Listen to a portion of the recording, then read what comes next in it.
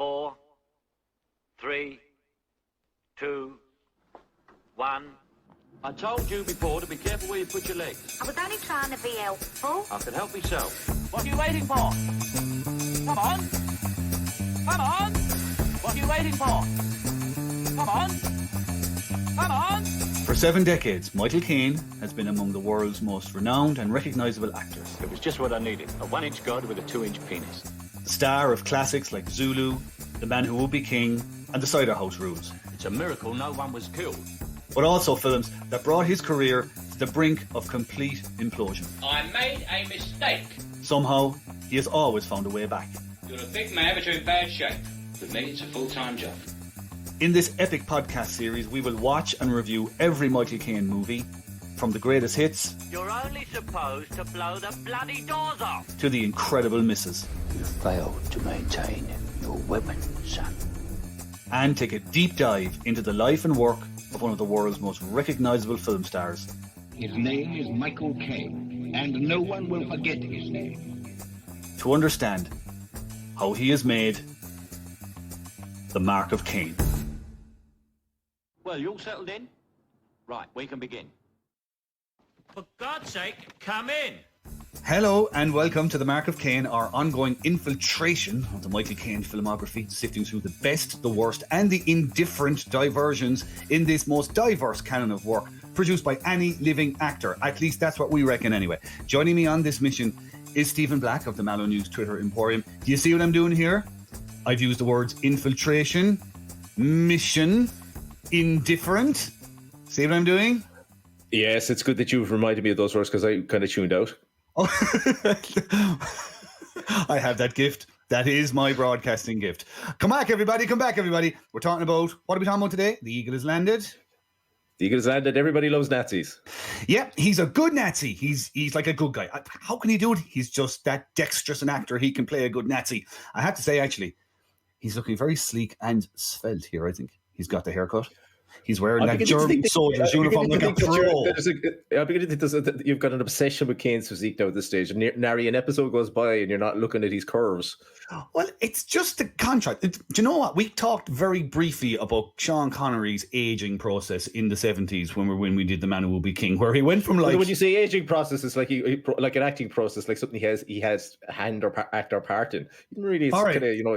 Okay, fair enough. How he aged during the 70s, right? Yes. Caine is the complete... So he starts the 70s, like early 70s Caine is louche and boozy and he's carrying a bit of timber. We're not into body shame. That's not what it's about. I just find it interesting that he goes from that to now in the mid 70s, he's somehow healthier looking Caine. He's only having a little glass of wine when he eats now. It's cigars, not cigarettes. He's actually munching on a cigar at the very start of this film. Are you trying to say that cutting back on alcohol and cigarettes is actually beneficial? Well, I can only take it from the look of Caine that it is. He's also got the love of a good woman and a family. He's getting into the restaurant business as well. He's got some sidelines on. I think these are the pillars for healthy living. I think that's what I'm learning. And you open a restaurant then? Yeah, nice kind of... What kind of restaurant would I open? Greasy Spoon? Well, I was just thinking probably in along the theme of that. You know what? In Dublin they have that Mao restaurant. You know, they've called a restaurant after a mass murderer. Yeah, but maybe we just open Hitler's across the road from it. Hitler's. It's only for fun though. It's only for fun though. Yeah, we're good Nazis, and we could have The Eagle has landed playing all the time. You know, just to drive home the fact that we're only selling good Nazis, like schnitzels. Schnitzels, yes. What else? Pastries. German's good for the old pastries. Yeah. Okay. Maybe that's something we can talk about after this podcast has been cancelled. After this very conversation. But anyway, let's get stuck into this. Right. So it's back to the war for Caine. He's playing good Nazi. I cannot emphasize that enough. Good Nazi. Trying to kidnap or assassinate Winston Churchill. There's Canada's finest, Donald Sutherland, playing what purports to be an Irishman. More of that anon. Jenny Agutter in full-on simper mode. Larry Hagman doing crazy Larry Hagman. Robert Duvall as an eye-patched German officer rocking a very sharp accent. And Donald Pleasance as a perfectly weird Heinrich Himmler. Get the kettle on, break out the hobnobs. It's Bank Holiday Caine in The Eagle has landed. September 12, 1943. German paratroopers snatch Mussolini from his mountaintop prison in Italy. The event stuns the world. Inspired by the rescue of his ally, Hitler orders an even more daring bid to capture his greatest enemy. The explosive events of Jack Higgins's international bestseller, now seen as they happened in a film of epic suspense. The Eagle has landed. I want you to go to England for me. Colonel, I barely know you. To assist in the kidnapping and safe return to Germany of Winston Churchill. Okay, I have a question for you, right? This is war movie. Press-ups before breakfast, 10 press-ups after breakfast, Okay. and then just a couple of sit-ups. Okay. Are you still getting up at 3 a.m.? Are you still getting up at 3 a.m. in the morning to start this whole regime? Just to kind of my usual milkshake of raw ham and egg. Ooh, lovely. Nothing like raw ham to start the day off on the right foot. So he's done about like what are we saying, about 5 war movies now? Has he done a good one yet? No. Next. Fair enough. That was the shortest. Okay, well, tune in next time when we were doing another war movie. Zulu? No? That's a movie. Okay. It's good. It's an okay movie, yeah. It's yes. The others, no. Play Dirty, we've discussed. Mm-hmm. What other war movies has he done? Too Late to Hero. Yeah, also no good. We've another one down the Battle of Britain. Oh, fucking Battle of Britain! I forgot. Yeah, I mean, he's not really in that much, so it's hard to blame him that much for that. No. But I mean, he's got a chance to redeem himself. I'm sure we've got a couple of more war movies down the line. Oh God, we do. Oh well, we do. I mean, we've got. Well, we won't. Let's leave him for another day. But we have one in particular that we're going to enjoy. Yeah, Dunkirk. I have. Yeah, Dunkirk. Yeah, Dunkirk. Where he's on the radio for 7 seconds. Yeah, I think we're showing our hand in terms of the Eagle has landed. I have to say, I've watched this film so many times down the years, and it was on this viewing that it's been ruined for me. I just ruined. What happened to you, Pets? Tell Stephen all about it. Well, like this is totally my wheelhouse. Like 70s war movie. Bit of a caper element to it in terms of. We discussed this at the end of last week's podcast. We said we pictured apple-cheeked young Mick Foley, pajamas, sat in front, cross-legged, bowl of Quality Street in his lap, staring up. Oh yeah, jaw slightly agape, eyes wide, pupils dilated, as 2 hours of fun were downloaded into his brain, and he associated wonderful warmth feelings he had with Michael Caine. Germinating even then. Yeah. So what happened? What happened now? You know that you're old, bitter, and twisted. Yeah. The world has broken your spirit. There's a lot of dust in this room right now. Basically, I'll tell you what happened. I started reading. That was the problem. I started reading about this film, and I copped that John Sturges, the director, Magnificent Seven, The Great Escape, Bad Day at Black Rock, whatever, loads of great films. He basically checked out after the film was over. He was not involved in the edit, which got me looking at the film in a different way. And it's 2.25 hours long. And I realized, I actually put the clock on it, right? There's 2 people are killed in the first hour and 35 minutes. There is not a shot fired in a war movie for an hour and 35 minutes, a serious shot.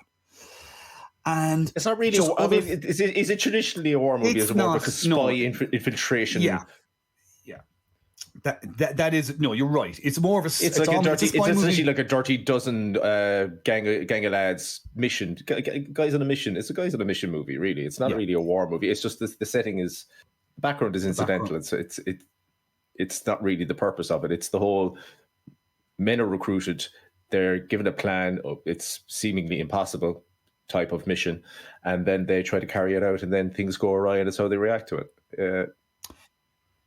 Absolutely, and real. So you're right. So it's not a conventional war movie in that sense, but just looking at it through these eyes now, and kind of looking how it was put together, and the fact that Sturges wasn't there. So Anne Coates, the editor, who, to be fair, like Anne Coates, Lawrence of Arabia, glittering career, does a fine job just getting a movie out of it. But just sort of, I realised that it meanders so much. There's so many diversions. There's so much kind of talking, and sort of the planning process takes up about 3/4 of an hour of the movie. Like, the plot to capture Churchill is the centerpiece. So, like, you know, and something like Where Eagles Dare, or even something like Kelly's Heroes, where they're chasing the gold, right? They focus on the mission. Like we're with the lads on the mission. This is going back to Berlin. You're talking to the listeners. No, I'm not. You're talking to the listeners. I've not seen either of those two movies, but I'm sure people are more city literate than I am. Well, Kelly's Heroes is where a bunch of American soldiers. Sorry, I didn't mean to say that I wanted to find out. I just wanted to. Fair enough. So we jump along. Anyway, to focus, Michael, focus. So, too much planning, ridiculous love affair between Donald Sutherland and Jenny Agutter. Absolutely stupid. This film's 2 hours 15 minutes long. Do you know that there's a 2 hour 45-minute version out there? Can you imagine that? I didn't. No, I didn't. I can't imagine how bad that would be. I can't imagine that, you know, some people. Well, I always play this. There's very, very few films that are re-released that benefit from extra footage being put into it. Recently enough, you had that Justice League, the Snyder Cut being released. That was basically as the result of hundreds of thousands of mewling men, children on social media demanding that the definitive vision of Zack Snyder be presented to them, and it was. And it did slightly change. It went from an absolutely terrible mess to a slightly longer terrible mess. Right. Yeah. A more coherent terrible mess, I suppose, to give it some credit. But I mean, there's no movie benefits from a director's extended cut. It just doesn't. In this case, I think the extended version has more of the Sutherland Agutter love affair and kind of good, because that's what it was crying out for. Just give me more of Jenny Agutter making moon eyes at this. And a man, let's give it all its due. Donald Sutherland is not an attractive man. He's not an attractive man. He basically looks like a witch cursed a scarecrow. And he's enhanced by the addition of red hair in this case. Big goofy Donkey John him, like you could imagine him gnawing on a carrot, going to town on a carrot, like. Like galloping around a paddock in this carrot. It would have been helpful if this plot line was needed at all in the film. It's not. And speaking of plot lines, let me just get through the plot and we can get into this a bit more. Okay, just get this out the way. So the Eagle is landed. Okay, so the war is slipping away from Germany by 1943. So Hitler, in his sound mind, orders German intelligence to conduct a feasibility study into kidnapping Churchill. Jesus, actually, there's nothing like a feasibility study in a war movie really to set your pulse racing either, is there? So anyway, it's very sexy. Very. So this feasibility study actually morphs into a proper plan, eventually put together by Robert Duvall's character Radl, and so he chooses Kurt Steiner, who's played by Caine, to lead the mission. He's heavily decorated veteran of all sorts of missions, but he's been court-martialed because he tried to save the life of a Jewish woman escaping a death train. See? Good Nazi. Now, Liam Devlin is Sutherland's character. He's an IRA man and an academic in Berlin, and he's recruited and landed into this little village called Studley Constable, which is close to where Churchill is going to be staying for a few days. Joanna Gray then she's played by Jean Marsh, from upstairs, downstairs. Joanna Gray is this mole on the ground. So that she's there in the village already, kind of arranging stuff. So the plan gets going anyway. So Steiner brings in his troops, pretending to be Polish. So they're knocking about, doing maneuvers, whatnot. One of them saves a local girl who falls into water and nearly gets crushed by a mill wheel. But the soldier gets killed instead. And they've been hiding their German uniforms underneath the Polish uniforms. They see the German uniform. The jig is up, lads. The jig is stupid. Oh, okay. So stupid. But see, they don't want to be treated as spies. They're honourable soldiers. Good Nazis. No, it's so Good terribly Nazis. shoehorned. So awfully shoehorned in as a plot device. As soon as it's mentioned, we want, if there's any chance we're going to die, we want to die with our uniform. I mean, what? Yeah. This will have no bearing on the plot later. Stop. You're doing an Eagle landing on this. You're diversioning. Stop it. You're back to Berlin. You're reporting back to somebody. Let me get to the end of this. So anyway, the jig is up. So they take everyone into the church, right? There's a bit of a siege. There's an American Ranger force based nearby as well. So this is where Larry Hagman comes in. He's playing a US officer with zero combat experience, and he makes complete arse of things. He gets taken out almost immediately. Treat Williams then comes in playing Captain Clark, and he does a proper job clearing out the Germans. But Steiner, Caine's character, escapes and manages to get into Churchill's residence. The security, I have to say, is beyond flimsy. He meets him on the balcony, Churchill, and he kills Churchill. And then he gets shot himself. And you're like, what's going on here? For a split second. And then it turns out that it's Churchill's body double. And the real Churchill is away in Tehran in talks with Roosevelt and Stalin. Then there's a little bit at the end about Devlin, the Irish character at the end, staying to pursue his true love, Jenny Agutter. But really, I don't care about it. My brain turned off once I realised that Churchill was a body double. And that's pretty much the eagle has landed. I think there's a very good tight war movie here waiting to be done, but it's just so much flab and so much fucking waiting around and explaining going on that I would be the last person here to ever say that I am an expert in any way on sexual relations. So I'm going to put my hands up, fair enough, my pockets, obviously, and say no expert. However, I do think foreplay is very important. Yes, but it comes to a certain stage of foreplay where you're kind of going, right, when are we going to get down to the fucking? And the issue with the eagle has landed. It spends so much time rubbing around the clitoral area. It never gets around to doing anything really fucking concrete until it's too late. People have put their clothes back on. They're like, no, do you know what? Maybe we'll just go downstairs and have a drink instead. Oh my God! Can I just butt in there for 1 second? I know you're mid-flow there, and this isn't. I don't even know is this floor foreplay. I have read and listened to a lot of podcasts and blogs about this film, and I have to say, I was thinking, can we bring anything new to the story of the Eagle Has Landed? I think this is stuff that people have never ever talked about in the context of the Eagle Has Landed. Carry on. Compliment accepted. But my theory has come to its climax, if you will. That if you're going to have a movie that's about essentially about the plot to kidnap Churchill, you better get around to trying to kidnap Churchill at some fucking stage. This gets around. They're found out before they get anywhere near Churchill. Yeah. There are no really intimate details about them. I know other movies like this would have, let's say, a huge warehouse that they'd mock up the village and they'd run through their maneuvers on it and they'd plan about where they'd be attacking all that. And then you helping the audience visualize what this is going to look like when it's carried out. And when things go awry, the audience is brought along on the journey. But this is just a load of lads pointing at maps and, folders. Saying, loads of folders. And they'll read the folders going, yes, this is a good idea. I will do this. And it just takes so long. And you eventually get to the village and then you realize, oh, hang on, they've been found out, but we haven't even got to the kidnapping bit. So the whole thing is rumbled before they get anywhere near to actually be involved in that. It's terrible. It's terrible plotting. It's terrible pacing.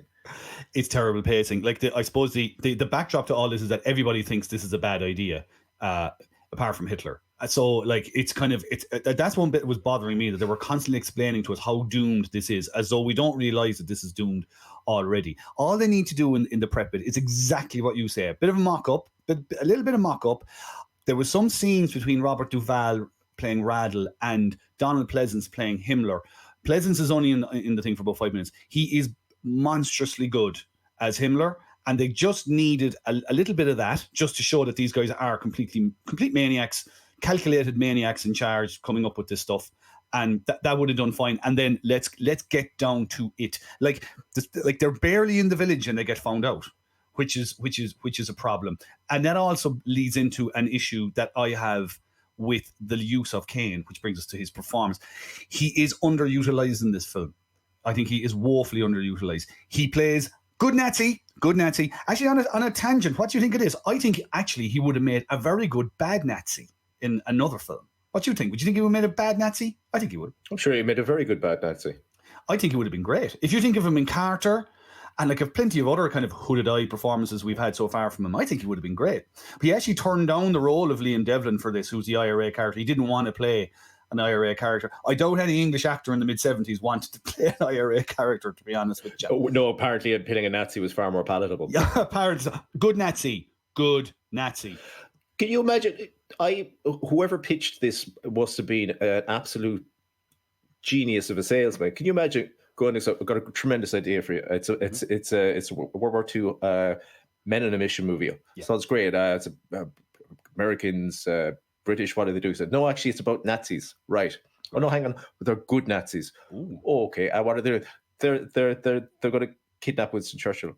Okay. Run that by me again. And who are the good guys in this? Oh, the Nazis are the good guys in this.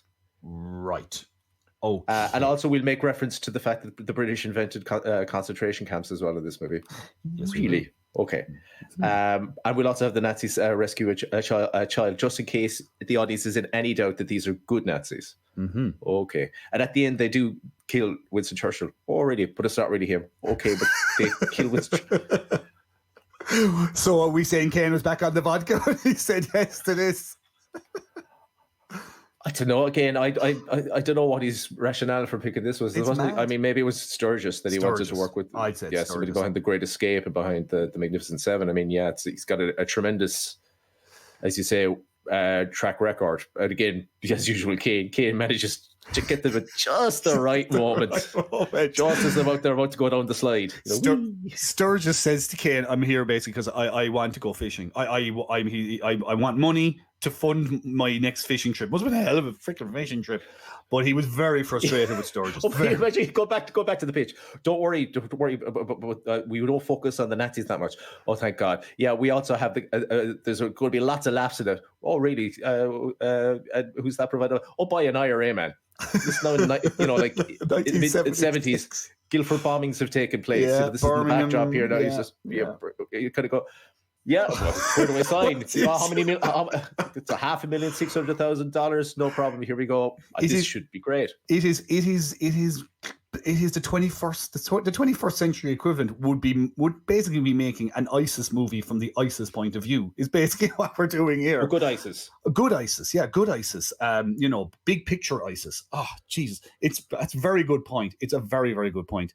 When you put it that way, it's amazing. He did. I felt sorry for him because he barely blinks in the film. He's doing his old thing where he doesn't blink. His eyes must have been like shredded wheats by the end of this, because like the summer of '76 was famously hot.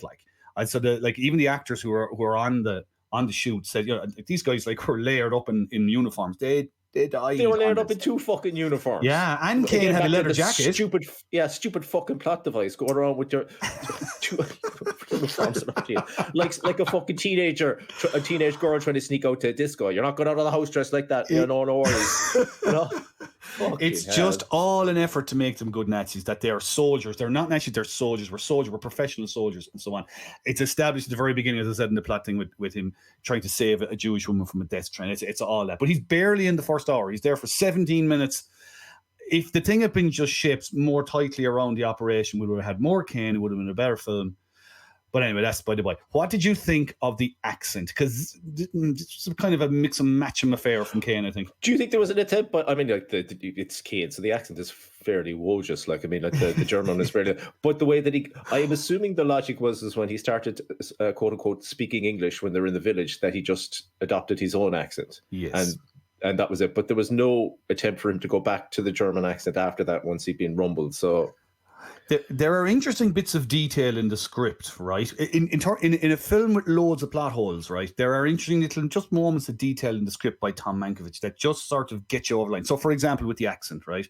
We are told that Steiner is perfect for this because he went to school in England, right? So, if there's a bit of diluting of the German accent, well, it's because he spent his impressionable years in England, right? And now he's in England, so he can kick into the old the cut glass English accent. That only makes sense if German people talk to each other in English with a German accent.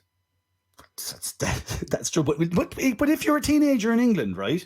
If you're there for 5 or 6 years, you're going to pick up the twang. It's going to be diluted. That's what I'm saying. I know, yeah. But my point is, they're speaking fucking English. They're not speaking German. It's not like he's speaking German and people are kind of going, well, fair point. Really speak German with a German accent. He's speaking English with a fucking with terrible German accent. I get you, but again, this is not a film that's tight on this stuff, but it attempts to be tight, at least in this case. And look, there's no point in us dwelling on Caine's accent when you've got the fucking elephant in the room that is Donald Sutherland's. His County Tipper Dublin accent. He's Jesus Christ. Stick a pin in the map. Where the fuck is that from accent?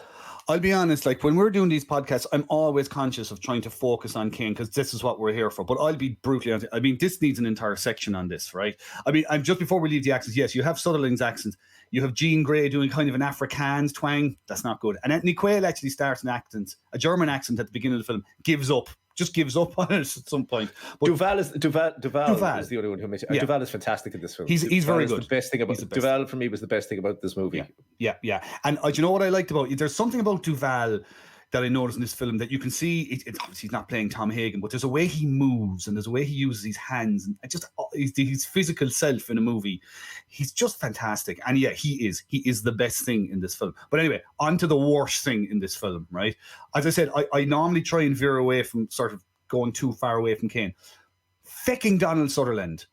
He gets this thing, right? Gets positive reviews at the time, his performance. And in retrospect, he gets positive reviews from people right up to the present day, which leads me to ask you, Stephen, what do foreigners hear when they hear us Irish people talk? I guess it's their exposure to what they hear us talk. Again, if you think about how likely are foreigners to watch Fair City? How likely are foreigners to watch for any foreigners who might be listening? Or Irish independent film? It's not. So what is their exposure to Irish accents going to be? It's potentially going to be an American or an English actor doing an Irish accent. So that there are historically looking at older movies where, fucking Darby O'Gill. Yeah, Sean Connery's accent, and that is, unbelievable. So it's actually not that bad. Actually, Connery has done 2 really bad Irish accents in his time. Well, I think it's no, that's not true. That's not true. Before you say anything, I think that's going to say he does an okay Irish accent in Darby O'Gill. He does no Irish accent in The Untouchables. Is he not meant to be doing an Irish accent though in The Untouchables? He is meant to be doing an Irish accent. He's meant to be. So he does a Scottish accent. He does this. I've said this before about Connery on this podcast, haven't I? I'm not sure. Say it again. The Hunt for Red October. Yes. The Hunt for Red October, and him learning his opening monologue in Russian, gets the set, tries it 5 takes, and goes, fuck it, and does it the whole thing in his Scottish accent. Can I make another point about Sutherland as well? So the Sutherland character, he's set up as a good IRA character, which I'll come to in a second. An academic, yeah, but also your classic hail fellow well met Irish lad, right? Bit of a character, right? Can I just make the point, right, that quite apart from being, this charming Irish character in the film, he would have been known, I think he would have been known in most towns and villages in Ireland in real life as a complete bollocks. I think, right? He's loud, right? He's full of shit, right? He's prone to fighting. He's a complete horn dog, like. He asked Jenny Agutt's character definitely twice inside the meeting her first how old she is. So he's a middle-aged academic alco with a liking for young girls. I'm telling you, back in those days, get away to England would have been the message to him. Like, am I wrong? No, you're not wrong. And again, the first thing he does within seconds being introduced is offer Robert Duvall a drink because Irish people love to drink. No, that's true. I mean, it's true. We do love to drink. There's stereotypes often have a basis in reality. That's fine. But the first line, what's his first line? Top of the morning. Oh, have you ever in your life said top of the morning to anybody? Not in an unironic way, no. No. It's fucking unbelievable. The accent is stunning. The lines are worse, you're quite right. But they are very careful to make him this lovable IRA man, right? So as you alluded to there, like, this is 76. Context is really important here. So 76, and as you said also, Birmingham and Guildford, they're fresh in the memory. Troubles are raging. IRA have brought the war to mainland Britain. He even makes the point, like in his first conversation with Duvall's character, that he's not into mixing bombs in a kitchen in someone's pot and blowing civilians to bits. This is an empire thing. He's like a big picture Marxist IRA man. So no, that's fine. That's grand. Like we like those IRA men. Yeah, I've taken in my extensive dose to referring to this part of the film as the pastoral adventures of fuckboy Paddy. But right, yeah. Take us through those adventures there, if you will. It's pursuing a not even post-teen Jenny Agutter to the beach and seducing her in the sands, and then stopping and then going on, and then once again pursuing Jenny Agutter, being, first of all, intimidated by, this is another thing, being intimidated in a local pub by a man wearing dungarees. I mean, it is impossible to wear dungarees and be intimidating. All I think is Felicity Kendall in The Good Life. Just that. And then proceeds to beat your man up in a terribly choreographed fist fight in the graveyard. That's awful. That's awful. Proceeding all the way through where he doesn't have a change of heart at any stage in this. He sets up the Nazis, does his bit in the village, and then goes to leave. But before he leaves her a love letter, so tiny that it looks like he's handing it over to a fucking hobbit. It really finds is out small. that the Nazis have been found out, decides to go and support them via the very, or go to help them via the very conveniently located escape tunnel built into the church. And just to make the point now, he's found this tunnel in the church. He's there as an undercover marsh warden, so he'd have no business in the church really. And also, he's there 2 days. Like this now is a time, you know. I mean, as a plot device, this is shot through with holes, right? Like, this is a time in Britain when, like, you know, awareness of spies was like through the roof. You know, careless talk costs lives and all that. Yet an Irish guy can land into Middle England as a marsh warden and immediately get into a fight with a local. Immediately get into a fight, like, and not be looked on suspiciously whatsoever. No, I think they just want it helps them set up how lovable and helpful the locals are, rather than being suspicious of anybody new. Perhaps completely unrealistic. Richard Harris was actually meant to play Devlin, but you know, he actually said some stuff at the time in support of the Provisional IRA, or at least expressed some sympathy for their cause or whatever at the time, which got the producers threatened. So they gave it to the Canadian. Do you know what they could have done that would have solved all of this? Like the Irish diaspora was already all over the world. They could have just set him up as an Irish American. It's very easy, and just let Sutherland do his normal accents. They could have there's a million IRA there would have been loads of IRA sympathisers. But there is in America. Again, they could have just not had it in the movie. It bears. There is no need for him to be in this movie. There's no need for him. No need for Jenny Agutter to be in this movie. They're absolutely superfluous. The whole story could be cut out, and she wouldn't really know any difference. The only help he gives them really is to help them escape. Yeah. And that could have just been, again, somebody like Caine, somebody who, a German who went to, who grew up in England, being parachuted in and pretended to be English and draw, as you say, less suspicion than fucking Paddy Fuckboy coming out of nowhere to drink and fight and love. Like, we won't even, I would suggest that we don't even dwell on the Agutter love thing, because I mean, they basically fall in love in about 10 seconds. The local oaf that your man beats up, even like he rumbles him straight away. Mongo, right? So Mongo rumbles Sutherland's character straight away. But the way he goes into the house, he finds a German gun, a big pile of cash, and a radio. You're like, this is the worst undercover operation we have ever seen. So like, Agutter shoots him, even though she's probably not. No, he is an awful git. So maybe there is some pleasure in shooting him for her. But like, still, she's 19 years of age. He does knock her around. He does knock her around. Yes, I'm not. Relationship. So. I'm not giving out to her or giving out about her doing that so much. But anyway, look, she falls. Man, let's not even go there. It's awful. It's dreadful. It's terrible. And to your point, there are about 3 or 4 significant things in this film that could be cut out, make absolutely no difference. It would actually improve the film. Yep. So Sturges directs. We mentioned Anne Coates, Tom Mankiewicz. He'd be kind of in your wheelhouse, actually. Diamonds Are Forever, Live and Let Die, The Man with the Golden Gun. Like, his Hagman character is pure J.W. Pepper. Like, he just seems like he's another movie. He's paying everything over the top. He's giving this huge, exaggerated performance, and I don't think it fits with the film. Not at all. Like, I mean, he's limited combat experience. He's dying to get some combat experience before he's sent home, and he kind of tears into it bald-headed. Loses about 8 men in about a minute, and then gets killed himself by Jean Marsh, the collaborator on the ground. And then actually gets blown up, I think, by his own grenade, possibly. But it's weird. It's known. Like, I mean, it's the madcap American. It's J.W. Pepper. It's like comic relief. It's not funny. It's not. It has no business. He's no business being there. Do you know who I wish had actually turned up and been in it? It was David Bowie. David Bowie was meant to be in this film. Was he? He was. He was meant to play a Nazi. Now, my only concern would have been that he might have melted in the heat. I think in 1976, Bowie was like 70% candle wax and cocaine. So I would have feared that we would never have gotten low if he had turned up for this film. Probably wouldn't be the best for him, all right. No, Anthony Richmond was the cinematographer in this film. He worked on The Man Who Fell to Earth, so maybe there was some kind of connection. Anyway, it never happened.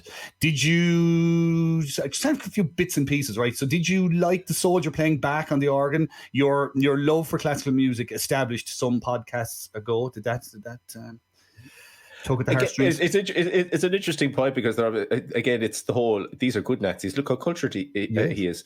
As cinematic history will tell you, no character who enjoys classical music could ever be evil. No, not at all. Sorry, that was you needed the visual really for that. I was doing my lecture. No, be thankful you do that. Yeah. Although you could probably privy again if we go back to the foreplay metaphor of being to one of the more intimate aspects of Michael's life. I think that's going to end up being the highlight of the podcast. To be honest, foreplay through to climax, and the Eagles have landed. Like paratroopers land in the German parachute. They land in broad daylight, like in Norfolk. They float a torpedo ship up the fens of Norfolk in broad daylight. It's hilarious. No, hang on. No, it's not that. In fairness to them, they disguise it by flying an English flag. You're right. And then as they leave, still in Norfolk, still in Norfolk, they take down the English flag and fly the Nazi flag. Unbelievable. And not the good Nazi flag, because I don't wreck anybody's worldview here, but there's actually no such thing as a good Nazi flag. They're all bad. They're all bad. It's just, they're bad. Anything else here? No, there are bits and pieces. The fucking child who falls into the... the child. Oh, yes, your middle wheel moment. Yeah, how was that child gotten to that age if their first reaction to a loud noise is to just fall into water? Yeah. Is this happening at home? Is this an established pattern? Like somebody bangs a pan and the child falls down a flight of fucking stairs. You know, it's just do not startle my daughter falling into the sink. We can't bathe her unless there's absolute silence. Oh God! Actually, and you know what? That actually reminds me. I mean, to be fair to the thing, I mean, some of the deaths in it are pretty. So, like, pretty rough. It's like, so the guy who saves her really gets sliced by the mill wheel. Larry Hagman gets shot in the head, and it's blood. It's like a Hammer horror film. There's blood everywhere. Yeah, it's pretty neat. Yeah, pretty heavy. Steiner, Kane's character, gets shot. There's no messing. Gets shot. So I mean, there are bits. The action sequences. I'm trying to grasp at things that are good, right? So there are good things. The action sequences when they finally start are very good. They take your mind off the movie, which is the stuff that was preceding it anyway. The action is good enough; you could forgive an awful lot. But the problem is there isn't enough fucking action, and it's like, okay, now we're getting to the good stuff, and then it stops for fucking Kane's very slow infiltration of the estate where Winston Churchill has been secreted off to. And that's so slow and so pointless. You're kind of, what's the purpose of this? Why is he doing this? So he's a good Nazi, but he's a good Nazi who still wants to go on a one-man suicide mission to kill Winston Churchill. Because why? Because reasons? Yeah. No reason. Duty, sir. Duty. But no, you're right. It makes no sense. To that point, it makes no sense. He basically sacrifices these men who's been with for 3 years as well to create a diversion where he gets away to kill Churchill, even though he apparently, if we're to believe that he's a good Nazi, believes in none of this. But yet he still sacrifices these men's lives. Oh yeah, and just very briefly, the security cordon around Churchill's like country pad, it's incredible. So basically, Caine, I would imagine the security around the nodding dog who shares his same name, who sells that fucking insurance. I would imagine the security around him is more fucking secure and robust. Yeah. Than this. It's fucking basically it's Jeff Conaway, Bobby from Taxi, leaning up against Kennedy from Greece, leaning up against a Jeep on the radio to somebody. Caine comes up, whacks him in the back of the head, knocks him out, as always happens in these films. And the next thing you know, he's on the balcony, which staring at Churchill. It turns out, obviously, to his body double.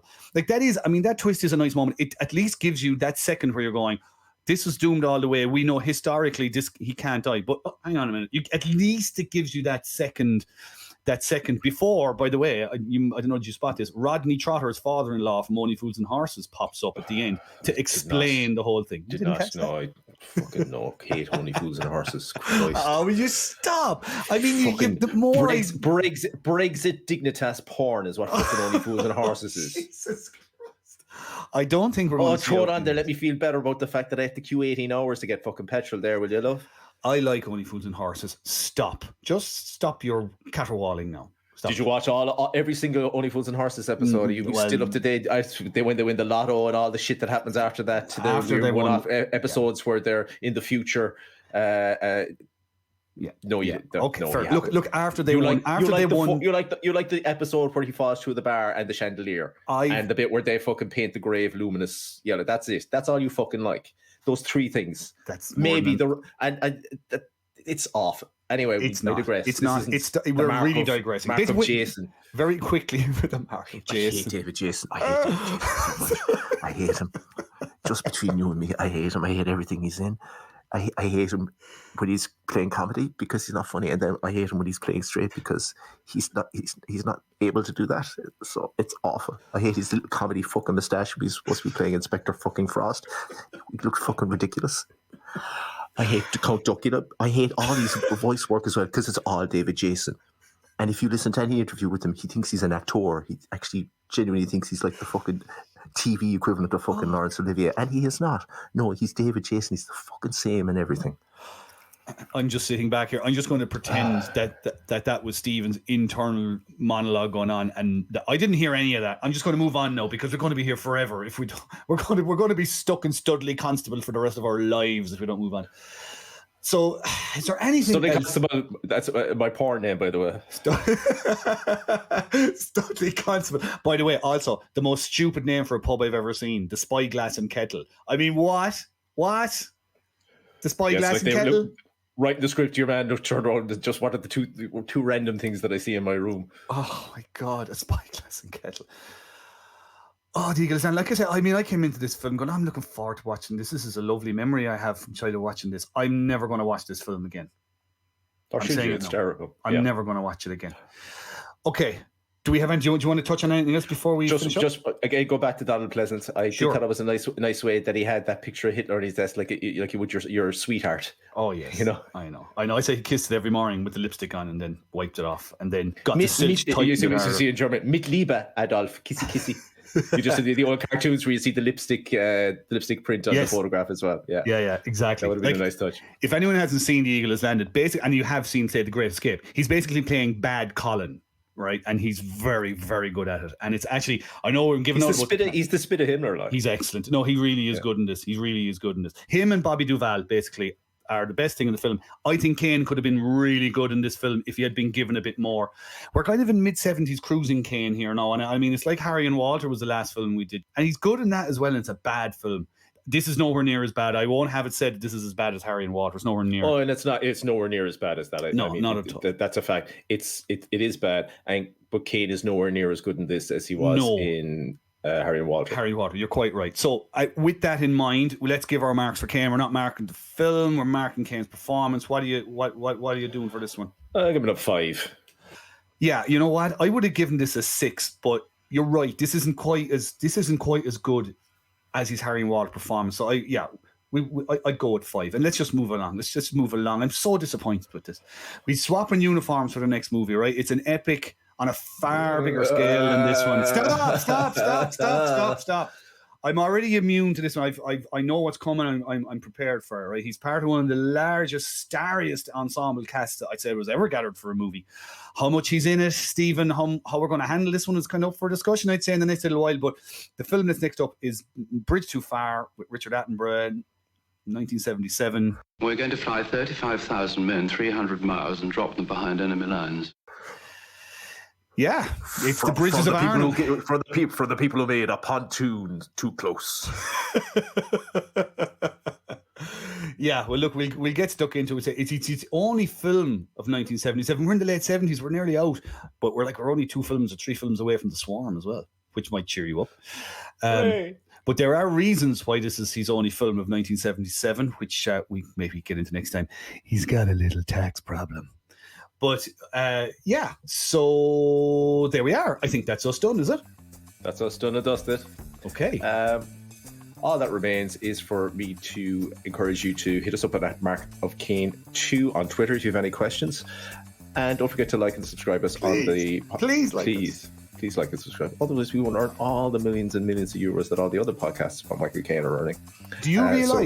realize that all the other film podcasts are pointing and laughing at us? Do you know that? I've seen it. By virtue of them pointing and laughing at us, they're also pointing and laughing at you, dear listener. Do you really want to be pointed and laughed at? Nobody does. No. So make sure you like and subscribe us on the platform of your choice, and we will be back next week to discuss whatever bullshit he's in next time. A Bridge Too Far. Bye, everybody. Too Far. Bye. That's it for this week's episode. Thanks for listening. Make sure to like and subscribe. Maybe leave a comment. Only nice ones, though. Mean comments will make Alfie cry, and no one wants to see that. The Michael Caine podcast is written, researched, and presented by Stephen Black and Michael Foley, and edited by Andrew Foley. Music is composed by Stephen Black. If you'd like to get in touch, you'll find us on Twitter at Mallow News and at Michael Caine 2. And if you enjoyed this episode, you'll find all the rest wherever you get your podcasts. The Mark of Caine is a Mallow News 2 Cubes production. See you next time.